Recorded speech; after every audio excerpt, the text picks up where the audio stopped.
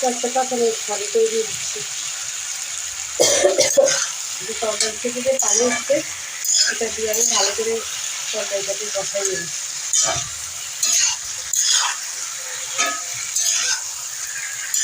তরকারিটা আসলে যতটা ভালোভাবে কষানো যায় তরকারির স্বাদটা তত ভালো আসে আর কি।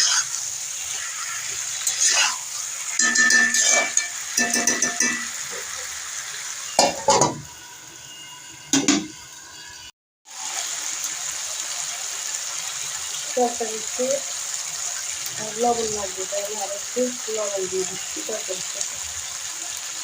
এই পেঁপেটা আসলে কাঁচা খেতেও ভালো লাগে, সালাদ হিসেবে খাওয়া যায়। যেভাবেই খান তরকারি রান্না করে বা সালাদ হিসেবে এটা কিন্তু অনেক ভালো একটা তরকারি, এটা কি শরীরের জন্য অনেক উপকার। আসলে অনেক অনেক তরকারিতে গ্যাস হয়, দেখা যায় বিভিন্ন রকম অ্যালার্জির সমস্যা থাকে, কিন্তু এটার মধ্যে কোনো সমস্যা থাকে না। এই তরকারিটা আসলে অনেক উপকারী শরীরের জন্য। তো যেভাবেই খান শরীরের জন্য ভালো করতে হবে।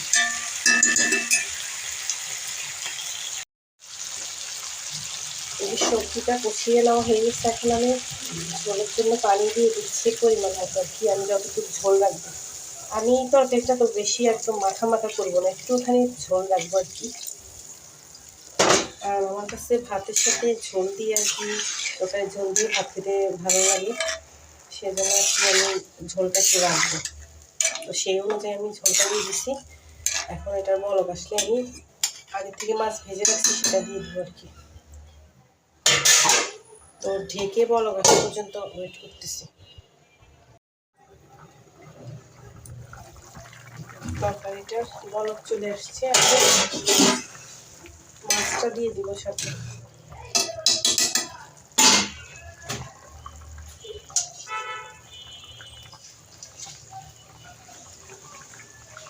আগে থেকে আমি লবণ হলুদ মেখে আর কি তেলের মধ্যে মাছটাকে ভেজে রাখছিলাম, তখন সেটা দিয়ে দিচ্ছি।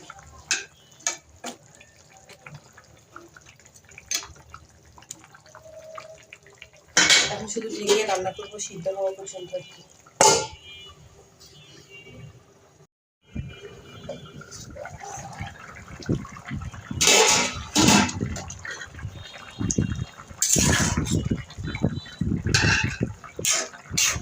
তরকারিটা সিদ্ধ হয়ে গেছে, এখন নামাই নেবো আর কি। আমি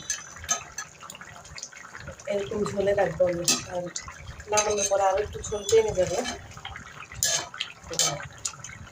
আমার পেঁপে দিয়ে মাছ দিয়ে রান্না করা শেষ, এখন শুধু গরম গরম ভাতের সাথে সার্ভ করার জন্য রেডি।